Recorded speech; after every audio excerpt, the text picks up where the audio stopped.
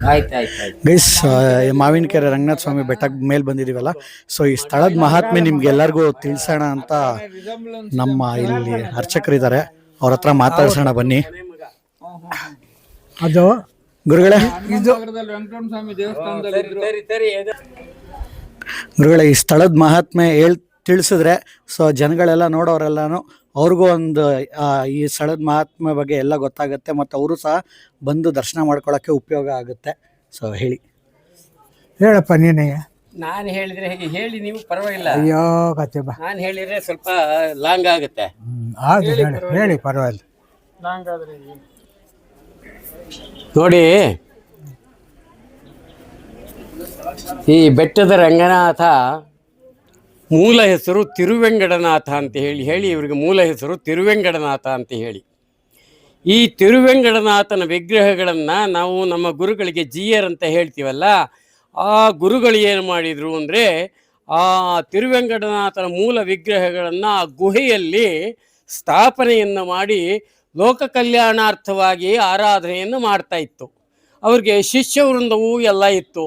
ಅವರು ಊಟೋಪಚಾರಕ್ಕೆ ಚಟ್ನಿ ಆಡಿಸೋ ಒರಳುಕಲ್ಲು ಎಲ್ಲ ಇಟ್ಕೊಂಡಿದ್ರು. ಆ ಗುರುಗಳು ಜಿಯರು ತೀರಿ ಹೋದ ನಂತರ ಶಿಷ್ಯ ವೃಂದವೆಲ್ಲ ತೊಂದರೆಯಾಗಿ, ಊಟೋಪಚಾರಕ್ಕೆಲ್ಲ ತೊಂದರೆಯಾಗಿ ಹೊರಟು ಹೋಗಿಬಿಟ್ರು. ಜಿಯರು ಗತಿಸಿ ಹೋದರು.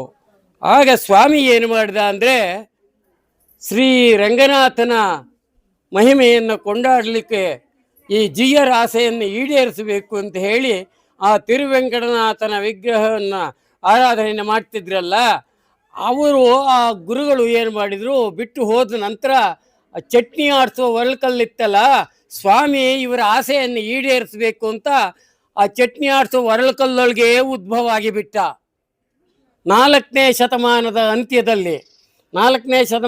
ಅಂತ್ಯದಲ್ಲಿ ಎಂದರೆ ಹಕ್ಕಬುಕ್ಕರು ವಿಜಯನಗರ ಸಾಮ್ರಾಜ್ಯವನ್ನು ಸ್ಥಾಪನೆಯನ್ನು ಮಾಡಿದರಲ್ಲ, ಅದರಲ್ಲಿ ಬಹುಮನಿ ಸಂತತಿ ಇತ್ತು, ಅದು ಅಳಿದು ಹೋಯಿತು.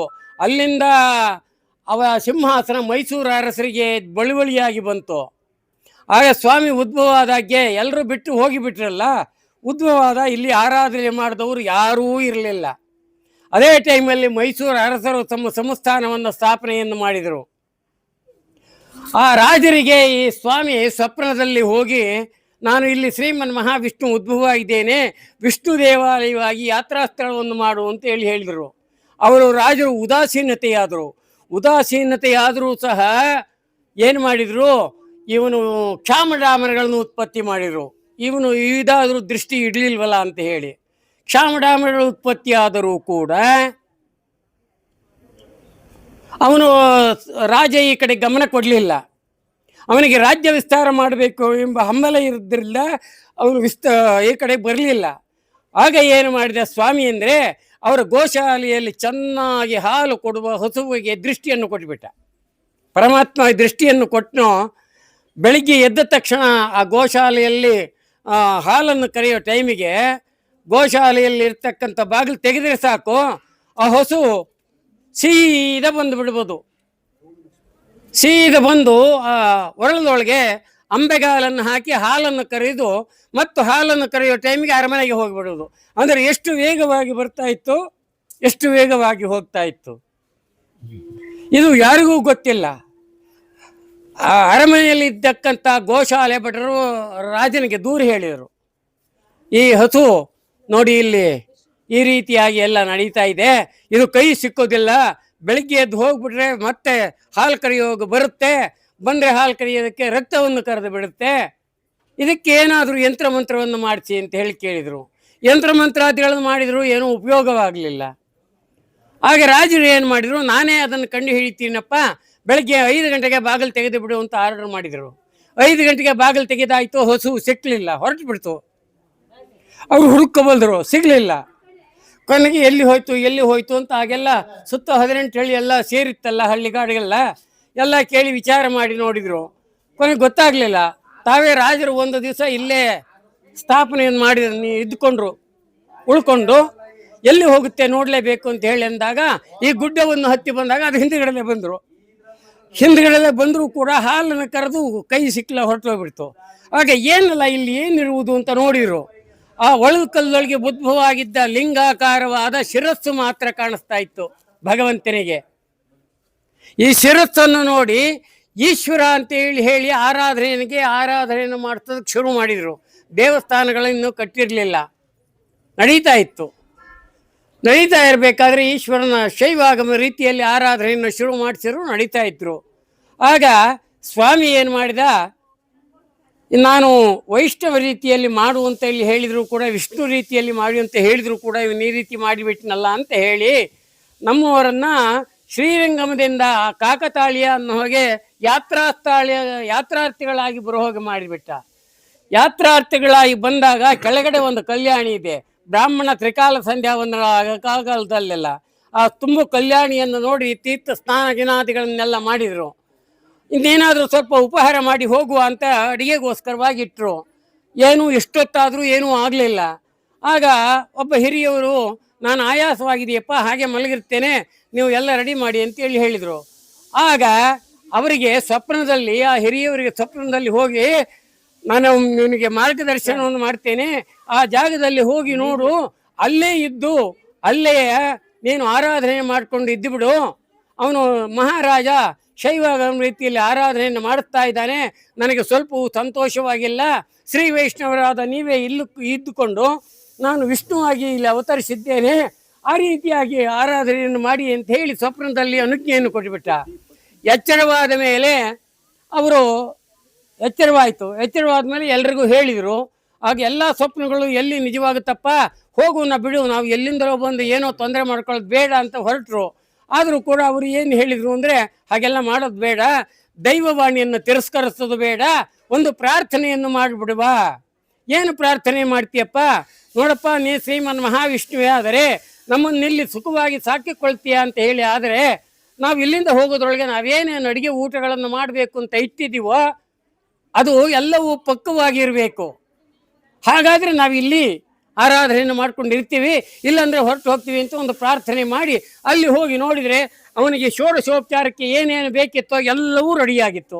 ಅದನ್ನೇ ತಂದು ಇವನಿಗೆ ನೈವೇದ್ಯವನ್ನು ಮಾಡಿ ಶಾರ್ಟ್ಮುರೆಯೆಲ್ಲ ಮಾಡಿ ತಿಲಕವನ್ನೆಲ್ಲ ಇಟ್ಟು ಹೋದರು. ಆ ರಾಜವರು ನೇಮಕ ಮಾಡಿದ್ರಲ್ಲ, ಅವರು ಬಂದು ಮಾಡುವುದು, ಇವರು ಬಂದು ಮಾಡುವುದು ಆಯಿತು. ಆಗ ಅನುಮಾನ ಬಂದು, ರಾಜರು ನೇಮಕ ಮಾಡಿದ್ರಲ್ಲ ಶೈವಾಗಮದಲ್ಲಿ, ಅವರು ಹೋಗಿ ದೂರ ಹೇಳಿದರು, ರಾಜ ನಾಳೆ ಅವರು ಯಾರ್ಯಾರಿದ್ದಾರೆ ಎಲ್ಲರನ್ನೂ ಅರಮನೆಗೆ ಕರ್ಕೊಂಬನ್ನಿ ಅಂದರು. ರಾಜಾಜ್ಞೆ ಮೀರಿ ಹೋಗಿಲ್ಲ, ಎಲ್ಲರನ್ನೂ ಕರ್ಕೊಂಡು ಹೋದರು. ಕೂಲಂಕುಷವಾಗಿ ವಿಚಾರಣೆಯನ್ನು ಮಾಡಿದರು.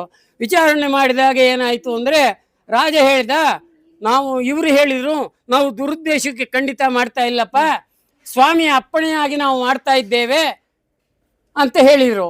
ಹಾಗಾದರೆ ಒಂದು ಕೆಲಸ ಮಾಡಿ, ನಾನು ಈ ರೀತಿಯಾಗಿ ಮಾಡಲಿಕ್ಕೆ ನೇಮಕ ಮಾಡಿದ್ದೇನೆ, ನೀವು ಈ ರೀತಿಯಾಗಿ ಮಾಡ್ತಾ ಇದ್ದೀರಿ, ನಾನು ಹೇಳುವವರೆಗೆ ನನ್ನ ಅರಮನೆಯಲ್ಲಿ ಇದ್ದುಬಿಡಿ, ನಾನು ಎಲ್ಲ ಅನುಕೂಲಗಳನ್ನು ನಿಮಗೆ ಮಾಡಿಕೊಡ್ತೇನೆ ಅಂತ ಹೇಳಿ ಅಲ್ಲೇ ಇಟ್ಕೊಂಡಿದ್ದು. ಒಂದು ಸ್ವಲ್ಪ ದಿವಸ ಕಳೆದ ನಂತರ ಎಲ್ಲರೂ ಡಂಗೂರುಗ ಹಾಕಿಸಿ ಎಲ್ಲರನ್ನು ಕರೆದು, ಪುರಪ್ರಮುಖರನ್ನೆಲ್ಲ ಕರೆದು ಇಲ್ಲಿ ಒಂದು ಆರಾಧನೆಯನ್ನು ಮಾಡಿಸಿ ಆದಮೇಲೆ ಸ್ಥಳೀಯರಿಗೆ ಒಂದು ತೀರ್ಮಾನವನ್ನು ಕೊಡ್ರಪ್ಪ, ಇವರು ನಾನು ಮಾಡ್ತಾ ಇದ್ದೀನಿ ಅಂತ ವಿಷ್ಣು ಮಾಡ್ತಾ ಇದ್ದಾರೆ, ಇವರು ನಾನು ಮಾಡಿಸ್ತಾ ಇದ್ದೀನಿ ಅಂತ ನಾನು ಮಾಡ್ತಾ ಇದ್ದೀನಿ, ನೀವು ಸ್ಥಳೀಯರು ಒಂದು ತೀರ್ಮಾನ ಕೊಡಿ ಅಂತ ಕೇಳಿದರು. ಆವಾಗ ಸ್ಥಳೀಯರು ಯಾರು ಒಪ್ಕೊಳ್ಳಿಲ್ಲ, ನಿಮ್ಮ ರಾಜಾಜ್ಞೆಯನ್ನು ಕೊಟ್ಟುಬಿಡಿ ಅಂತ ಹೇಳಿ ಬಿಟ್ಟುಬಿಟ್ರು. ಆವಾಗ ರಾಜ ಏನು ಮಾಡಿದ, ಕೂಲಂಕುಷವಾಗಿ ಆರಾಧನೆಯು ಎಲ್ಲ ಆಗಿದೆ, ಮತ್ತು ತೀರ್ಥ ಪ್ರಸಾದ ಎಲ್ಲ ತಗೊಳ್ಳಿ ಅಂತ ಹೇಳಿ ಒಳಗಡೆ ಗರ್ಭಾಂಕಣವನ್ನು ಪೂರ್ತ ಕ್ಲೋಸ್ ಮಾಡಿಬಿಡಿ ಎಂದ. ಆಗ ತಿಳಿದವರು ಹೇಳಿದ್ರು, ದೈವವಾಣಿಯನ್ನು ತಿರಸ್ಕರಿಸೋದು ಬೇಡಪ್ಪ, ಆ ರೀತಿಯನ್ನು ಮಾಡಬೇಡ, ಪೂಜೆಯನ್ನು ಶುರು ಮಾಡಿದೆಯಾ, ಮಾಡೋದು ಬೇಡ ಅಂತೇಳಿ, ನನ್ನ ರಾಜಾಜ್ಞೆಯನ್ನು ಮೀರೋದು ಬೇಡ, ಮಾಡಿ ಎಂದರು. ಆವಾಗ ಒಳಗಡೆ ಗರ್ಭಾಂಕಣವನ್ನು ಯಾರೂ ಬರೆದ ಹಾಗೆ, ನಾವು ಬರೆದ ಹಾಗೆ, ಅವರು ಬರೆದ ಹಾಗೆ ಮಾಡಿಸಿಬಿಟ್ಟು ಆಮೇಲೆ ಒಂದು ಪಂಥವನ್ನು ಮಾಡಿದ. ಶ್ರೀಮನ್ ಮಹಾವಿಷ್ಣುವೇ ಆದರೆ ದಶಾವತಾರಗಳನ್ನು ಮಾಡಿದ್ಯಾ, ಅದರಲ್ಲಿ ರಾಮಾವತಾರದು ಒಂದಿದೆ, ಆ ರಾಮಾವತಾರದ ಮಹಾಭಕ್ತ ಶ್ರೀಮದ್ ಆಂಜನೇಯ ಉತ್ತರಕ್ಕೆ ಉದ್ಭವ ಆದರೆ ನಾನು ನಿನ್ನನ್ನು ವಿಷ್ಣು ಎಂದು ತಿಳ್ಕೊಳ್ತೇನೆ, ಇಲ್ಲ ಈಶ್ವರನೇ ಆದರೆ ನಿನ್ನ ಎದುರಿನಲ್ಲಿ ನಂದಿ ಉದ್ಭವ ಆಗಲಿ ಅಂತ ಹೇಳಿ ಪಂಥವನ್ನು ಮಾಡಿದ. ಹಾಗೆ ಮಾಡಿ ಸರ್ಪಕಾವಲನ್ನು ಹಾಕಿಬಿಟ್ಟ.